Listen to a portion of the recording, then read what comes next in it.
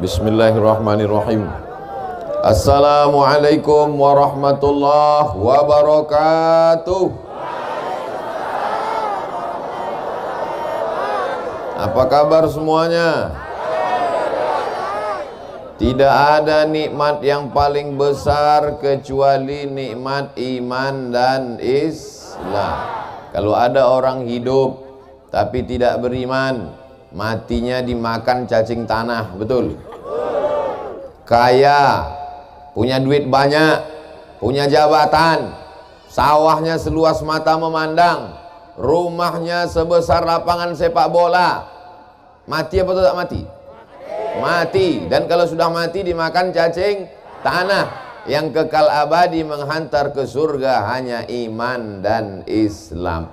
Maka kita syukuri nikmat iman Islam ini dengan ucapan Alhamdulillahi Rabbil Alamin. Yang membuat kita beriman adalah dia patah giginya, berdarah pelipisnya, cinta kepada kita. Tidak dia minta malaikat untuk meratakan dunia ini dengan tanah, tapi dia minta supaya hidayah itu sampai ke Lampung. Maka kita balas kebaikannya dengan mengucapkan salawat Allahumma sholli ala Sayyidina Muhammad wa ala ali Sayyidina Muhammad. Salawat kita dari Lampung dibawa sampai ke makam Nabi Muhammad di Masjid Nabawi.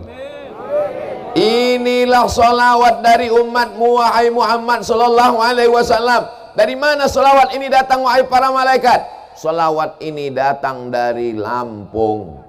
Belum masuk lontong sayur lagi, belum masuk nasi uduk lagi, tapi sudah salawat keluar dari mulutnya. Maka kita semua mendapatkan syafaatnya nanti insyaallah. Amin ya rabbal alamin. Dialah yang mengajarkan kepada kita, idza sa'altumullah, kalau kamu minta kepada Allah, kalau kamu berdoa kepada Allah, kalau kamu mohon kepada Allah, fas'aluhul firdaus, mintalah masuk ke dalam al-firdaus. Dan alhamdulillah, inilah orang yang belum mati sudah masuk firdaus. Banyak orang mati dulu baru masuk firdaus, tapi di Lampung sebelum mati sudah masuk di firdaus. Idza sa'altumullah, kalau kamu minta kepada Allah, kalau kamu berdoa kepada Allah, mintalah supaya masuk dalam surga jannatul. What is in a name? Apalah arti sebuah nama? Nama itu ada artinya. Ini dikasih nama Al-Firdaus supaya kita semuanya masuk ke dalam surga jannatul Firdaus. Nanti Abdul Somad kalau ditanya sama malaikat, hai Abdul Somad, maukah engkau masuk ke surga Firdaus? Aku sudah pernah ya malaikat, waktu di Lampung, tapi aku mau yang aslinya. Insya Allah semua kita nanti masuk dalam surga jannatul Firdaus. Semua yang hadir subuh ini dipersilakan malaikat, salamun qaulan, salamun selamat, qaulan ucapan, min rabbir rahim, dari Allah subhanahu wa ta'ala. Semuanya masuk ke dalam surga jannatul Firdaus. Tapi begitu terkejutnya orang Lampung, begitu sampai ke jannatul Firdaus, mereka terkejut. Mereka lihat di dalam sudah ada saya duduk duluan. Amin. Itu doa saya. Cara berdoanya begitu. Bagi yang nggak setuju ya nggak apa-apa. Setuju? Insya Allah semuanya masuk dalam surga. Man qala la ilaha illallah Muhammadur Rasulullah dakhalal jannah. Siapa yang mengucapkan la ilaha illallah Muhammadur Rasulullah, maka dia pasti masuk surga. Percaya atau tak percaya? Yang nggak percaya terserah. Tengok aja nanti masuk neraka. Saya yakin 1000%, karena yang mengucapkan itu wa ma yantiqu anil hawa in huwa illa wahyun yuha. Bapak Ibu mau punya anak kaya? Bapak Ibu mau punya anak kaya? Bapak Ibu mau punya anak punya jabatan tinggi? Bapak Ibu mau anaknya ganteng tapi sakau? Bapak Ibu mau anaknya kaya raya, mobilnya megah? Bapak Ibu mau rumah anaknya mewah?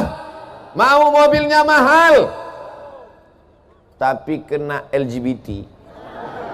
Maka cara menyelamatkan anak kita tidak lain, tidak bukan, benteng terakhir menyelamatkan anak kita adalah dengan masuk pesantren. Daftarkan anak Anda segera ke pesantren Firdaus sebelum tanggal penutupan berikut ini. Sekarang semua orang belajar online, bukunya online, ustadznya online, santrinya online, ujiannya online, bayar uang sekolahnya offline, ceramah online. Tapi sekarang di Al-Firdaus online apa offline?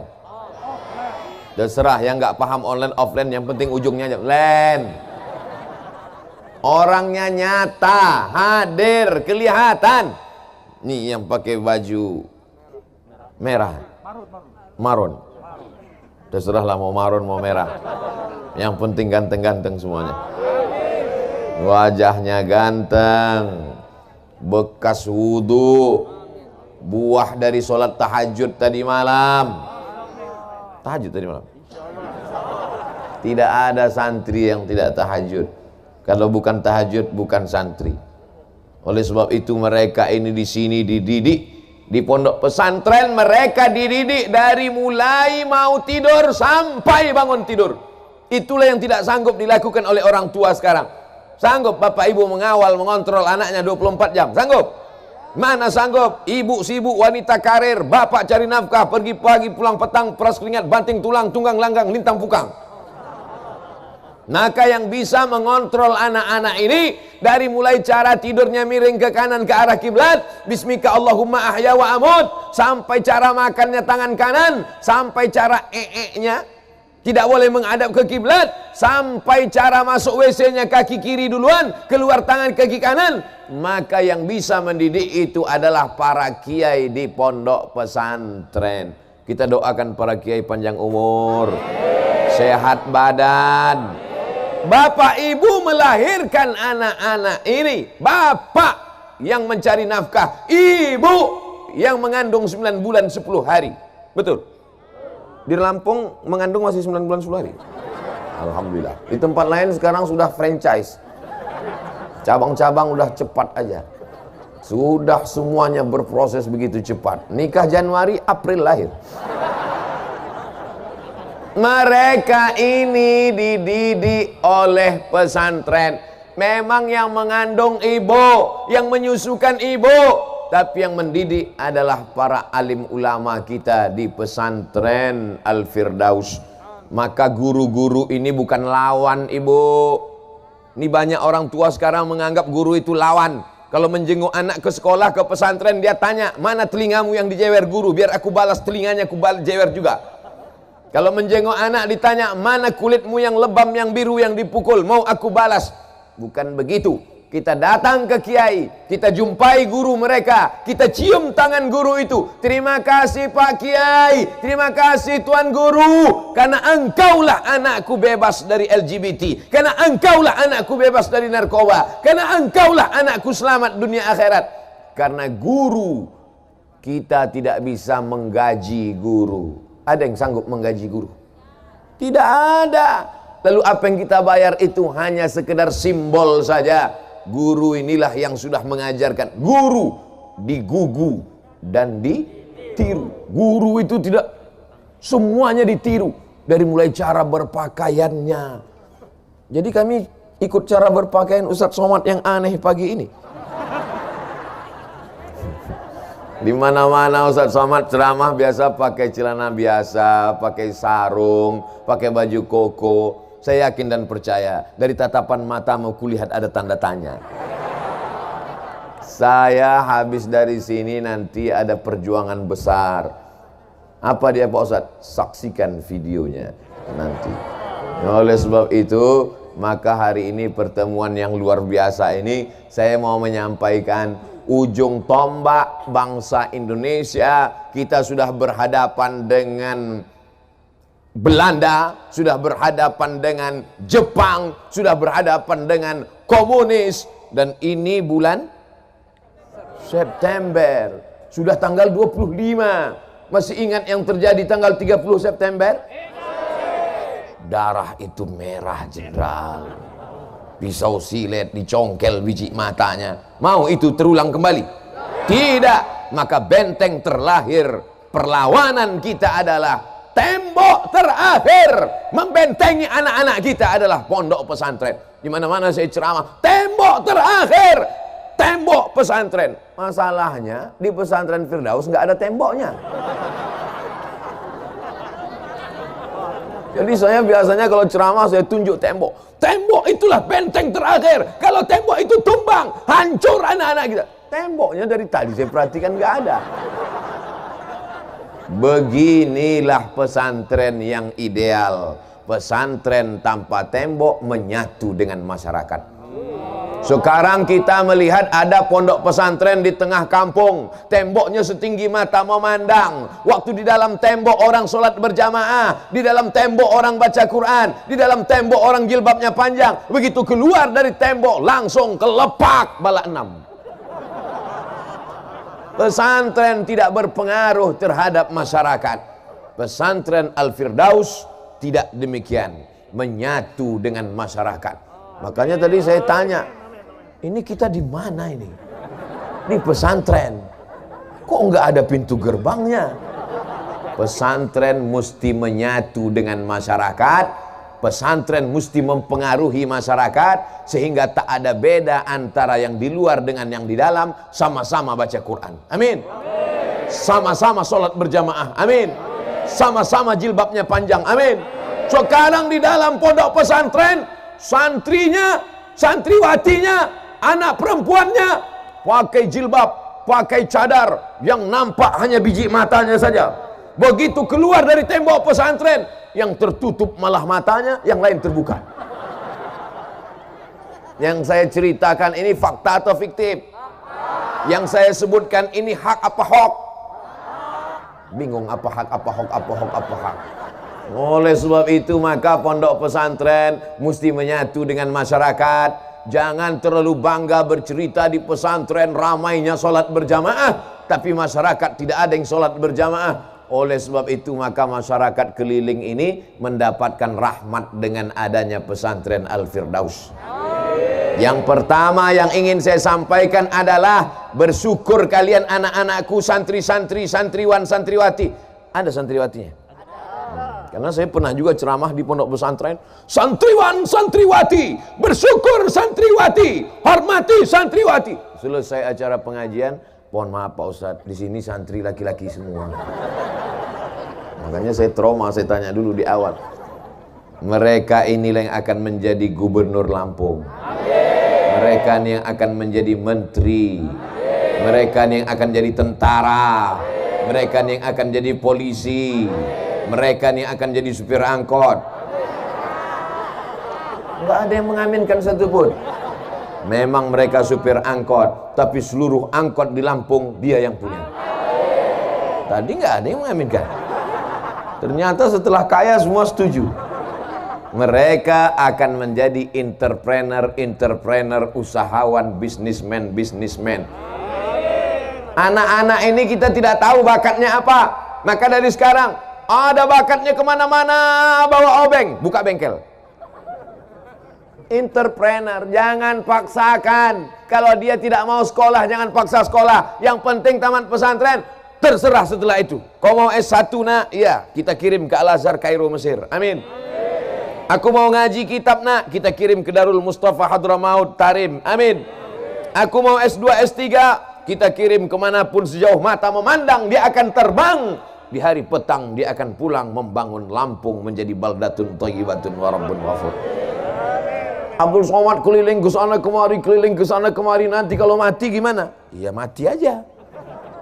Saya tidak akan pernah berduka kalau mati. Kenapa? Nanti kalau Ustaz Somad mati, siapa yang menggantikan? 1 juta anak Lampung akan siap menggantikan Abdul Somad. Betul? Nanti setelah mati. Jangan pernah takut siapa yang akan melanjutkan perjuangan ini di masa akan datang. Anak-anak muda yang sehat ini yang akan menggantikan kita semua Bapak Ibu. Kita ini semua akan mati. Diabetes? mati. Jantung koroner, mati. Kanker otak, mati. Covid, belum tentu. Kalau banyak minum obat kayu putih. Kabarnya obat Covid itu kayu putih. Diambil ke tisu, disedot, nggak juga mempan, mati Covid. Tetap ikut protokol kesehatan. Hand sanitizer, tadi saya cuci tangan duluan. Dulu setiap cuci tangan makan, sekarang bolak-balik cuci tangan nggak makan. Tetap pakai masker. Lihat ibu-ibu semua pakai masker, bapak-bapak pakai masker. Ustaz Samad kalau nggak pakai masker, kalau saya pakai masker ceramahnya nggak jelas. Apa kata Ustaz? Itu maka saya buka, tapi masker tetap ada. Insya Allah semuanya dalam lindungan Allah Subhanahu wa ta'ala. Benteng terakhir mempertahankan iman dan Islam anak-anak kita adalah pondok pesantren. Andai mereka lulus dari pondok pesantren Al-Firdaus nanti, amin, lalu mereka ikut tes polisi dan tentara, lulus apa nggak lulus? Lulus. Kenapa lulus? Karena dada mereka bersih, nggak ada asap rokok. Yang lain pas diperiksa, di dalam itu sudah aspal, hitam paru-parunya. Tapi mereka bersih, otaknya bersih. Kenapa? Karena tidak ada main game online PlayStation dan warnet. Hatinya bersih karena diajarkan kiai jangan hasad, jangan busuk hati, jangan dengki. Setelah bersih diisi dengan tawadhu, diisi dengan ridha, diisi dengan tawakal, diisi dengan qanaah, dan setiap pagi diisi dengan afdhaluz zikri fa'lam annahu la ilaha illallah, la ilaha illallah, la ilaha illallah, kalimatu haqqin 'alaiha nahya wa 'alaiha namutu wa biha nub'atsu insyaallah taala minal aminin. Mereka lulus jadi polisi dan tentara. Dan setelah mereka lulus jadi polisi dan tentara, tugas mereka dari Sabang sampai Papua, ada masjid-masjid yang selama ini ditinggalkan, tidak ada lagi yang sholat di sana. Begitu mereka tugas di sana, mereka hidupkan mikrofon, mereka yang azan langsung. Tentara azan, komandan korem, Allahu Akbar, Allahu Akbar. Begitu kalau tentara yang azan. Semua orang kampung terkejut. Apa ini? Kenapa tiba-tiba musola yang selama ini kita tinggalkan ada yang azan? Mereka ngintip. Begitu mereka intip ada tentara lengkap dengan pistolnya sholat. Kira-kira penduduk kampung sholat atau enggak? Sholat, ketakutan semuanya. Disitulah kita bangga dengan anak-anak kita. Betul? Mereka akan jadi polisi. Mereka tugas di Kapolres, di Kapolda, di Polda, di Polres, jadi Kapolda, jadi Kapolres, sampai Polsek, sampai Babinsa, sampai di tengah masyarakat. Mereka yang mengajak membaca Al-Quran malam Jumat, mereka kumpulkan masyarakat, mereka baca Bismillahirrahmanirrahim, Yasin wal Quranil Hakim. Kira-kira masyarakat ikut apa enggak? Ikut semuanya masyarakat. Kenapa masyarakat ikut? Karena ada pistolnya, guys. Bangga atau tidak kalau polisi dan tentara menghidupkan surau, langgar dan musola? Bangga atau tidak? Takbir. Tetap cinta negara kesatuan Republik Indonesia. Jangan benturkan antara takbir dengan la ilaha illallah dengan Pancasila. Kenapa? Karena yang memperjuangkan Pancasila, yang memperjuangkan NKRI adalah mereka dulu yang meneriakkan Allahu Akbar mengusir Belanda. Betul? Apa teriakan Bung Tomo dulu ketika mengusir Belanda? Apa teriakan dulu ketika mereka mengusir Jepang? Allahu Akbar. Teriakan mereka adalah Allahu Akbar, serbu. Lari pontang-panting itu Belanda. Tinggal terong Belanda. Betul? Oleh sebab itu santri-santri ini harus semangat, harus sehat. Jadi jangan bayangan orang santriwan itu pakai sarung, pakai peci, gayanya lotoy leo, lunglai, lesu, gayanya mau mati aja. Santriwan santriwati adalah yang semangat luar biasa, betul? Sehat luar biasa. Nahu mantap, sorob mantap, balaghah mantap, ma'ani mantap, mantik mantap, bayarnya apa lagi? Tafsir ulumul Quran, tajwid arud qawafi, ulumul hadis, mustalah hadis, rijalul hadis. Tapi juga dalam kepalanya fisika, kimia, biologi, matematika, bahasa Inggris. Betul? Otak kiri, otak kanannya main. Nggak main otak, otak-otak main kan? Makanya anak pesantren itu anak yang paling pintar dan paling cerdas, karena dalam kepalanya macam-macam ada pelajaran.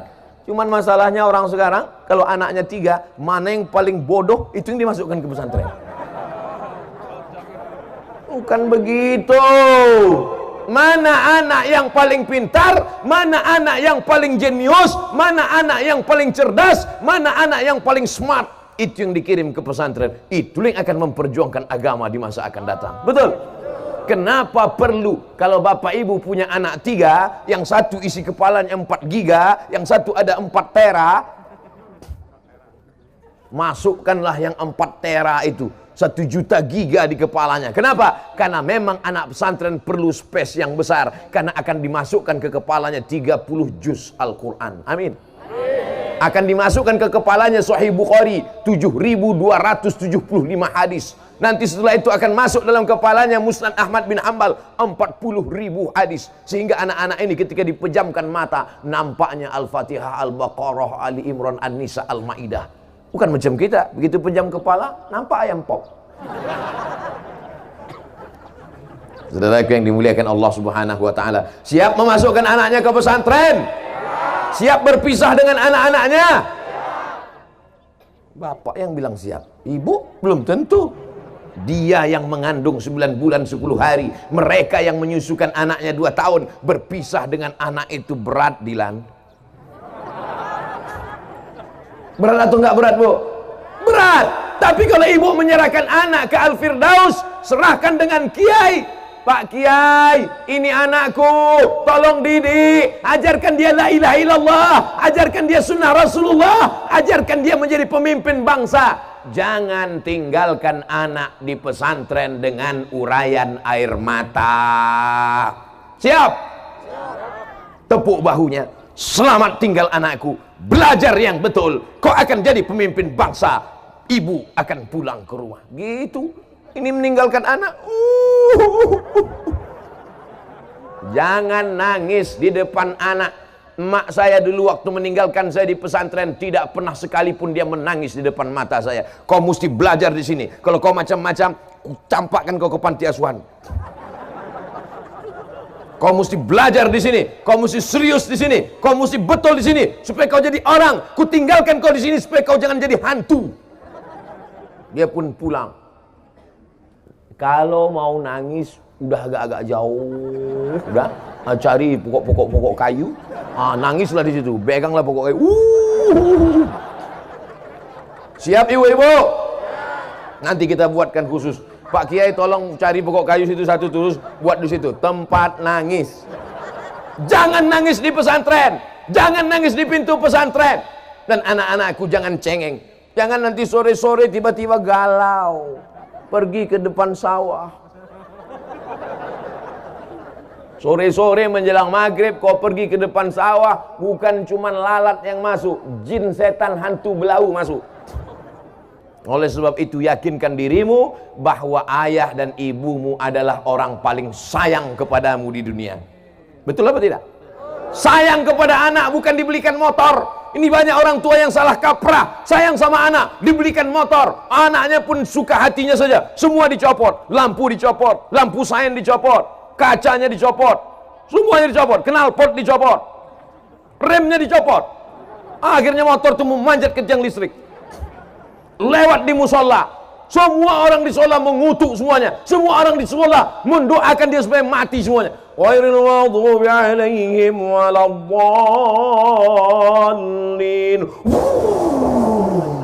Apa kata orang di musola? Mampus. Amin. Mampus betulan. Tapi anak-anakku sekalian, kalian belajar di sini. Tapi Pak Ustadz, kami mau masa muda. Nanti kalau kamu di pesantren, nanti kami nggak pandai naik motor. Ustadz Abdul Somad sekarang kemana-mana naik motor terus. Di sini aja nggak dikasih naik motor. Oleh sebab itu makanya tidak ada masa muda yang terlewatkan. Anak-anak pesantren tetap semangat. Masih semangat? Ustadz Somad mulai ceramah tadi 5:30. Sekarang sudah jam 6:05. Waktu kita 25 menit lagi. Dimanapun ceramah tetap 600 ml. Oh, 2 botol pagi ini. Ada susu lagi. Bapak Ibu yang dimuliakan Allah Subhanahu wa taala, santrinya sudah saya ceramahi, orang tuanya juga sudah saya ceramahi. Sekarang masyarakatnya secara umum, bersyukurlah masyarakat ada pondok pesantren. Kalau pesantren ini kurang beras, siap ngasih beras untuk santri-santrinya? Datang kemari bawakan beras. Kiai nggak perlu beras karena kiai tak makan banyak puasa Senin Kamis. Pak Kiai, ini untuk santri. Beras yang kau makan penuh rice cooker busuk. Betul. Beras yang dimakan itu busuk kan? Ma'akal tafa'afnaita yang kau makan busuk. Wa malabis tafa'ablaita yang kau pakai lapuk. Wa matasaddaqta yang kau sedekahkan. Itulah yang akan kekal abadi. Pondok pesantren kalau kurang kelas datang kemari, temui Pak Kiai, temui guru. Pak Kiai, mana yang kerasnya kurang? Saya mau lihat. Apalagi yang kurang Pak Kiai? Semen berapa sak? Batu bata berapa? Berapa lagi semen? Berapa lagi kosen? Berapa lagi pintu? Mau bantu? Enggak, mau survei aja. Kau bangun rumahmu besar, kamarnya 10, kamar mandinya 20. Kau bangun rumahmu sejauh mata memandang. Ketika kau akan mati, kau tetap akan masuk ke dalam lubang tanah 2 meter kali 1 meter. Tidak sabar tanah itu menjepitmu. Kata tanah, sudah bergoyang-goyang itu tepi kubur itu mau menjepitmu. Begitu kau masuk ke dalam, langsung saja. Begitu cerita sedekah, langsung kotak-kotaknya sudah siap. Are you ready to rock? Sebarkan kotak-kotak. Jangan sebar ke bapak-bapak, mereka nggak ada punya duit. Semua duit mereka dipegang ibu-ibu. Sebab ibu ini takut mereka kawin lagi. Betul kan, Bu? Betul kata ibu. Sebarkan ke ibu-ibu, sebarkan ke bapak-bapak, sebarkan ke Pak Polisi dan tentara, sebarkan ke sahabat-sahabat kita dari Banser, Ansor, sebarkan kepada semuanya. Jangan tengok duitnya berapa, tapi lihatlah keikhlasannya. Ada yang 100.000 ikhlas, ada yang 2.000 enggak ikhlas. Mana yang bagus?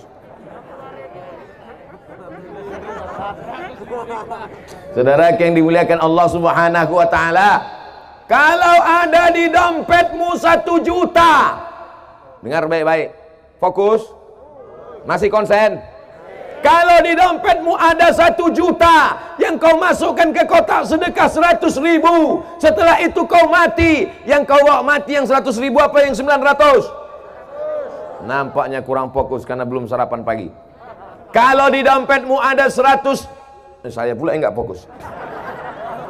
Kalau di dompetmu ada 1 juta, 100.000 kau masukkan dalam kotak sedekah. Setelah itu kau pulang ke rumah, mati. Yang kau bawa mati yang 900.000 di dompet, apa yang 100.000 yang masuk ke dalam? Yang 100.000 itu yang akan dibelikan semen, yang akan dibelikan kerikil, yang akan dibelikan batu bata, yang akan dibelikan kosen, yang akan dibelikan lampu. Itulah yang akan membuat kuburmu terang benderang. Itulah yang akan membuat kuburmu lapang sejauh mata memandang. Betul? Masukkan duitmu ke dalam kotak sedekah sama kartu-kartu ATM-nya sekalian. Itu apa kartunya ada tapi saldonya kosong. Saudara yang dimuliakan Allah Subhanahu wa taala, hari ini kau boleh tertawa jadi orang kaya, hari ini kau boleh ketawa jadi pejabat, tapi sampai masanya kau akan pensiun, sampai masanya kau akan stres, sampai masanya kau akan depresi, sampai masanya kau akan stroke mati badan sebelah, sampai masanya kau akan mati total, dan yang kau bawa hanyalah sedekah-sedekahmu untuk pesantren itu. Betul apa betul? Ada yang bilang enggak betul? Enggak apa-apa, saya enggak marah. Cuma nanti pas kau mati, tengok aja lah. Malaikat maut akan mengambil martil palu besar, Malaikat mungkar nakir memukulkannya ke kepalamu sekali pukul, masuk jasadmu, badanmu ke dalam bumi lapisan yang ketujuh. Setelah itu diangkat lagi ke atas, dipukulkan lagi, masuk ke lapisan bumi yang ketujuh, naik lagi ke atas. Berapa lama proses itu? Sampai hari kiamat. Makanya tadi sebelum salam kita minta, Allahumma inni a'udzubika min adzabi jahannam, amin, wa min azabil qabri. Makanya kita kalau lewat di kubur mengucapkan salam, assalamualaikum ya ahlad diyar minal mu'minin wa inna insyaallah bikum lahiqun yarhamullah al-mustaqdimin wal mustakhirin nasallallahu lana wa lakumul afiyah. Selamatkan orang yang ada di kubur ini dari azabku. Dan di antara yang menyelamatkan azab kubur adalah sodakoh. Insyaallah yang memasukkan uang 100.000 ke kotak selamat dari azab kubur. Amin. Yang 2.000 ragu saya. Astaghfirullah Rabbal baraya, astaghfirullah minal khataya, astaghfirullah Rabbal baraya, astaghfirullah minal khataya. Yang nggak punya dosa tolong angkat tangan. Yang nggak punya dosa itu 3. Yang pertama anis sobi hatta yahtalim, anak kecil sampai akil balik. Yang kedua anil naim hatta yastayqiz, orang tidur sampai bangun. Yang ketiga anil majnun hatta yafiq, orang rumah sakit jiwa sampai sembuh. Anak kecil sudah akil balik, yang tidur sudah bangun semua. Tinggal yang alternatif yang ketiga. Tidak ada cara lain untuk mencatat amal kecuali dengan sodakoh. Idza matal insan, kalau manusia mati, inqata'a, putus amalnya. Tapi ada yang tetap mengalir, sodakotun jariyah. Siapa dulu yang menginfakkan, mewakafkan tanah untuk masjid? Ini masjid. Siapa dulu yang mewakafkan tanah untuk masjid? Sampai hari kiamat akan tetap ada orang sholat di masjid ini, mengalirlah pahala ke makamnya. Siapa yang dulu mewakafkan tanah untuk kelas? Siapa dulu yang mewakafkan tanah untuk pesantren? Awalnya tanah itu untuk tanam padi, awalnya tanah itu hanya tanah hutan. Tapi ketika diwakafkan, maka dia akan mengalir sampai hari kiamat. Tanah wakaf la yuhabu, tidak boleh dihibahkan, la yurasu, tidak boleh diwariskan, yuba'u, tidak boleh diperjualbelikan. Betul? Itu yang disebar tuh kertas apa itu, Ibu? Impak beras Lampung. Coba saya bawa kertasnya, tengok apa isi impak beras Lampung. Masya Allah. Mari bahagiakan sahabat yatim dan penghafal Quran. Mau menjadi orang tua asuh, sisihkan 25.000 setiap bulan. Siap ngasih 25.000 tiap bulan? Hanya 25.000, Beb. Bukan banyak. 25.000 tiap bulan ditransfer ke Bank Syariah Mandiri. Kodenya 451 7999 665227. Gerakan Impak Beras Lampung. Datang ke kantor. Dan sekarang alhamdulillah di Lampung sudah terkumpul tiap bulan 5 ton beras. Banyak apa enggak 5 ton itu? Banyak apa enggak? Tapi saya bulan lalu ke Yogyakarta sudah terkumpul 40 ton. Di Bandung 90 ton. 5 ton masih banyak apa dikit? Tadi katanya banyak.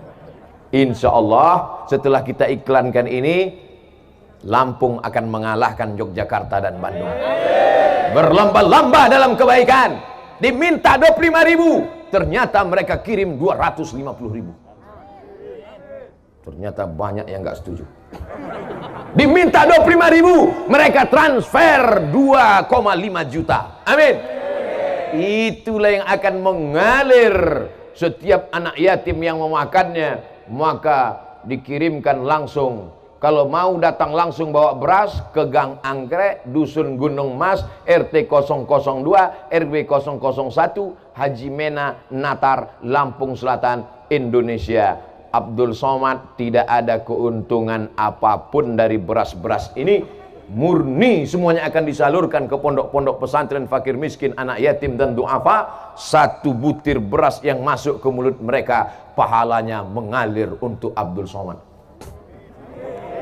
Banyak yang nggak setuju. Bapak Ibu yang dimuliakan Allah Subhanahu wa taala, man sanna fil islami sunnatan hasanatan, siapa yang membuat tradisi yang baik, falahu ajruha, dia dapat pahalanya, wa ajru man amila biha. Setelah dia meninggal dunia, disalurkan tiap bulan 25.000 menjadi 5 ton, menjadi 10 ton, menjadi 40 ton, menjadi 100 ton dalam 2021 insyaallah. Amin.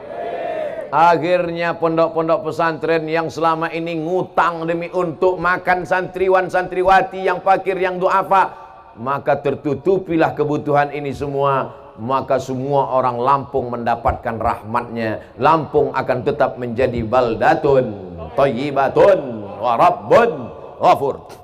Berkumandang solawat di seluruh Lampung, berkumandang zikir baca Quran di seluruh Lampung. Maka apa janji Allah? Walau anna ahlal qura amanu, kalau penduduk Lampung itu beriman, wattaqau, penduduk Lampung itu bertakwa, beriman, bertakwa, la fatahna alaihim barakat, kami akan bukakan barokah-barokah dari langit, turun hujan, kelapa-kelapa pun lebat, durian-durian pun lebat. Ada pokok durian? Pisang-pisang pun lebat, padi-padi pun lebat.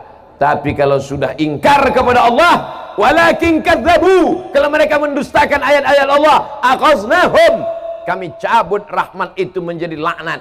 Mau rahmat di Lampung ini berubah menjadi laknat? Kalau mau, na'udzubillah.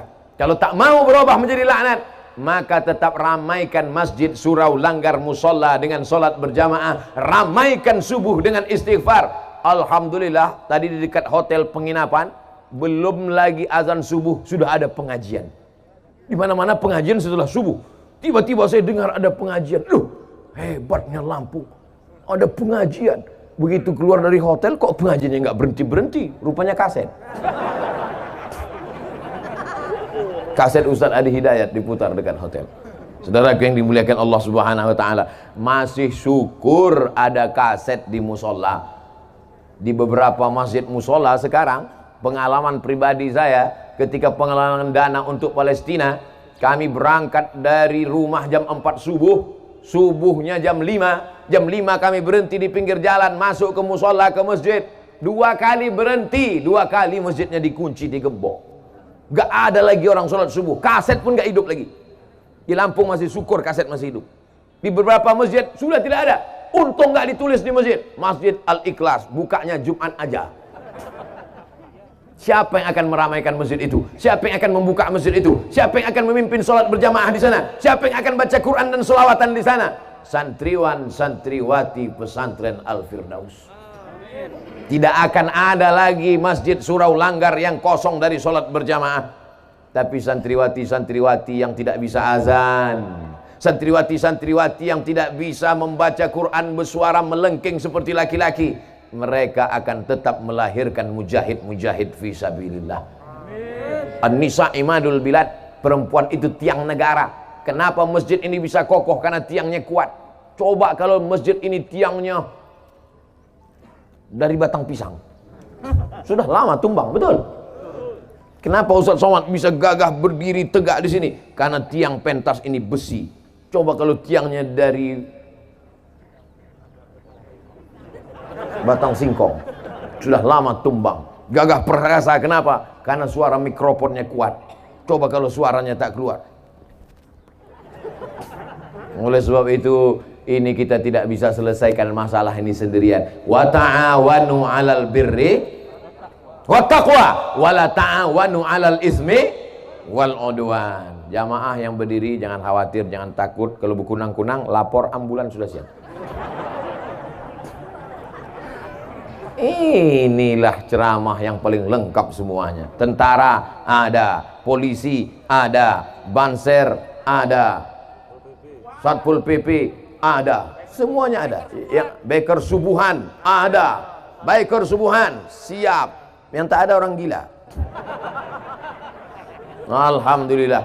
Inilah ceramah selama Ustadz Abdul Somad 2 hari ini, kemarin, hari ini, besok. Ini ceramah yang teramai. Tapi sekarang zaman aneh, zaman ajaib. Dulu orang bingung bagaimana supaya pengajian ramai. Sekarang bagaimana supaya pengajian jangan ramai. Betul apa enggak betul? Berjarak.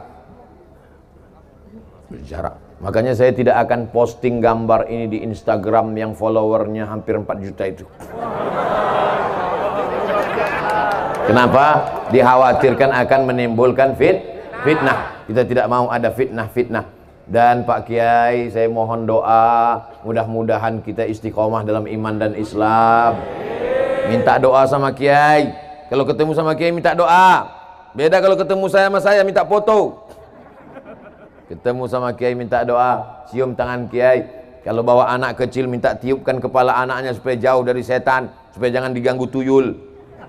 A'idzuka bi kalimatillahi tammati min kulli syaitani wa hammati wa min kulli anilam. Ustadz Somad, tolong doakan Ustadz. Yang mau didoakan itu siapa? Suami saya Pak Ustadz. Hah? Doa apa? Gila main game online Pak Ustadz. La ilaha illallah. Mungkin suami saya diganggu setan Pak Ustadz. Kata setan, aku sudah lama nggak ganggu dia. Suamimu nggak diganggu setan. Memang dia yang udah kesetanan. Mudah-mudahan suami ibu baik-baik semua. Semua ibu-ibu yang hadir ke pesantren Al-Firdaus ini suaminya semuanya soleh-soleh. Dari mana Ustaz tahu? Karena kalau nggak soleh nggak mungkin diizinin subuh-subuh kemari. Betul? Mas, aku mau pengajian dan Al-Firdaus. Jangan, nanti aku sarapan minum teh manis gimana? Kau di rumah aja. Gak usah pengajian-pengajian. Sorgamu di bawah tapak kakiku. Tapi karena suaminya soleh-soleh, Mas aku mau pengajian. Silakan kau pergi pengajian. Aa mau mabuk-mabuk dulu ya. Tapi insya Allah mereka adalah suami yang baik-baik semua. Bagi yang masih nakal, bagi yang masih game online, bagi yang masih main gaple, doakan mereka bu. Doakan mereka supaya panjang umur. Doakan mereka supaya istiqomah iman dan Islam. Doa ibu luar biasa, betul? Ibu kalau berdoa terus, berdoa terus, maka insya Allah 2 kemungkinan. Pertama dia jadi baik, yang kedua dia tenggelam di Laut Merah. Seperti suaminya Asia. Asia itu perempuan yang solehah, tetap mendoakan. Akhirnya suaminya tenggelam di Laut Merah. Namanya Fir'aun. Fir'aun. Insya Allah suami ibu semuanya tak ada yang jadi Fir'aun. Setengah Fir'aun Pak Ustadz, kita hilangkan setengahnya. Baik-baik semuanya insya Allah. Dari ibu yang solehah, dari bapak yang soleh, lahir anak-anak yang soleh. Maka dari yang soleh, solehah, soleh, masyarakat Lampung semuanya menjadi orang-orang yang soleh-soleh. Kemana-mana Ustadz Somad ceramah, kalau ada orang bertanya apa itu rukun, apa itu syarat, apa itu wajib, apa itu sunat, ada orang yang pertanyaannya remeh temeh. Ada jamaah yang mau nanya Pak Ustadz, apa pertanyaannya? Ustadz, kalau hidungnya nggak nempel ke lantai, sholatnya sah apa nggak sah? La ilaha illallah. Oh, pertanyaannya cuman ujung hidung nempel ke lantai nggak nempel, sholatnya apa sah apa nggak sah? Masalah hidung nempel ke lantai itu bukan rukun, itu bukan syarat, itu bukan wajib. Tapi menempelkan hidung ke lantai itu hukumnya sunat. Kalau mau mana tahu rukun, mana syarat, mana wajib, beli buku fikih Islam Sulaiman Rasyid. Bolak-balik saya sampaikan, beli fikih Islam Ustadz Sulaiman Rasyid. Ustadz Sulaiman Rasyid itu tahun 1935, 10 tahun sebelum Indonesia merdeka, dia sudah dapat ijazah dari Al-Azhar Kairo Mesir. Orang mana Sulaiman Rasyid? Orang Lampung, sudah tamat Al-Azhar 10 tahun sebelum Indonesia merdeka. Hebat nggak orang Lampung? Itu saya sampaikan di sini aja atau di mana-mana tempat? Di mana-mana tempat saya sampaikan. Syekh Sulaiman Rasyid, fikihnya mazhab Syafi'i, menyusun buku simpel sederhana.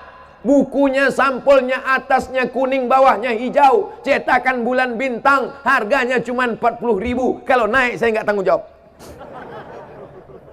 Sudah punya apa belum? Oke, anak pesantren bisa baca kitab kuning. Kitabnya bacaannya Matan Takrib, Fathul Qarib, Fathul Mu'in. Yang dia baca apa? I'anatul Talibin. Tapi yang tidak sekolah agama, yang nggak tahu baca kitab kuning, yang nggak tahu baca kitab Arab gundul, yang Arab gondrong aja dia nggak bisa baca. Maka fikih Syekh Sulaiman Rasyid orang Lampung menjadi alternatif. Di mana-mana itu saya sampaikan. Jangan sampai saya sampaikan ceramahnya di Sumatera Utara, saya sampaikan di Kalimantan Selatan, saya sampaikan di Sulawesi Selatan, saya sampaikan di Sorong, Papua. Orang Lampung nggak punya. Kamu udah punya buku Syekh Sulaiman Rasyid Fikih Islam? Enggak, Pak Ustadz. Kenapa nggak beli? Karena saya orang Lampung, nggak perlu beli lagi. Saudaraku yang dimuliakan Allah Subhanahu wa taala, saya tidak tahu di mana rumah Syekh Sulaiman Rasyid. Saya tidak tahu berapa anaknya, di mana rumahnya. Orangnya sudah lama meninggal dunia. Jabatannya pernah menjadi rektor IAIN Lampung. Tapi bukunya sampai hari ini kekal abadi. Apa pelajaran dari sini? Anak-anakku santriwan santriwati pesantren Al-Firdaus, menulislah nak, menulislah supaya orang di masa akan datang tahu bahwa kau pernah hidup di masa lalu. Kalau kalian meninggal dunia, rumah akan hancur, tapi tulisan kalian tak pernah hancur. Maka menulislah. Nanti selesai dari sini, tulis. Hari ini tanggal 25 September datang seorang penceramah ke tempat kami, namanya Ustadz Abdul Somad. Isi ceramahnya aku pun gak begitu konsen tak apa-apa aja. Aku lebih fokus lihat warna celananya. Tulisan kalian itu akan dibaca oleh anak kalian 20 tahun, 30 tahun akan datang. Pada saat itu sebagian bapak-bapak, ibu-ibu ini sudah meninggal dunia. Tapi Ustaz Somad masih hidup. Dan mereka akan berjumpa dengan anak-anak kalian. Ustaz Abdul Somad waktu itu bangga. Kenapa? Karena bapaknya soleh, alumni pesantren Al-Firdaus. Anak-anaknya pun juga akan melanjutkan perjuangan ini insya Allah. Amin. Silih berganti, tongkat estafet dilanjutkan, mati satu generasi. Pertamanya hijau, seperti tanaman padi, hijau. Setelah hijau, padi pun mulai menguning. Setelah menguning, dia pun dipetik, dituai. Setelah itu padi pun akan mati. Sekarang sedang hijau, sudah mulai menguning, sudah mulai lapuk. Ustadz kalau pas cerita lapuknya ke kami, oke, sudah mulai lapuk. Dan tak lama lagi akan mati. Teganya. Sekarang sedang hijau, sedang mekar-mekarnya padi, sedang hijau di tengah sawah. Tak lama lagi akan menguning. Setelah itu akan dituai, padi berubah menjadi beras. Setelah itu tanah pun akan mati. Begitulah siklus. Dulu yang mengisi Lampung ini nenek moyang kita. Nenek moyang kita mati digantikan oleh bapak ibu kita. Bapak ibu kita tua meninggal digantikan oleh kita. Dan kita pun tak lama lagi akan menghadap Allah. Putus asakah kita? Tidak. Karena anak cucu kita akan mewarisi Lampung tetap menjadi baldatun thayyibatun wa rabbun ghafur. Waktu memisahkan kita. 60 menit bersama orang soleh tak terasa. Betul? Kalian iyalah duduk. Aku berdiri dari tadi.